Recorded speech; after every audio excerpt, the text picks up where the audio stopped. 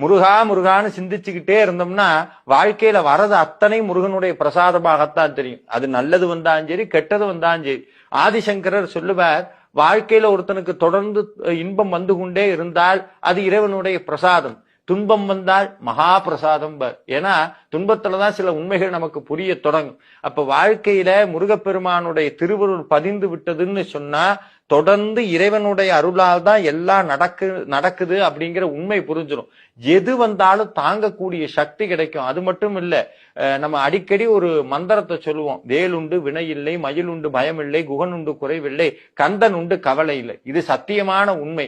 எதை பார்த்தும் பயம் வராது. நம்ம வாழ்க்கையில எப்பவுமே என்ன பண்ணுவோம்னா, ரெண்டு உணர்ச்சிகள்ல தான் மனித சமூகத்துல பெரும்பான்மையானவங்க இருக்கிறாங்க. ஒன்னு பயம், இன்னொன்னு கவலை. இது ரெண்டுமே என்னன்னா, பயம்ங்கிறது எதிர்காலத்துல இருக்கும், கவலைங்கிறது இறந்த காலத்துல இருக்கும். நிகழ்காலத்துல வாழவே முடியாது. நடந்து முடிஞ்சதை நினைச்சு கவலைப்பட்டுக்கிட்டே இருப்போம், நடக்காததை நினைச்சு பயப்பட்டுக்கிட்டே இருப்போம். இது ரெண்டும் யாருக்கு இல்லைன்னா முருகப்பெருமானை வழிபடுபவர்களுக்கு அது கிடையாது.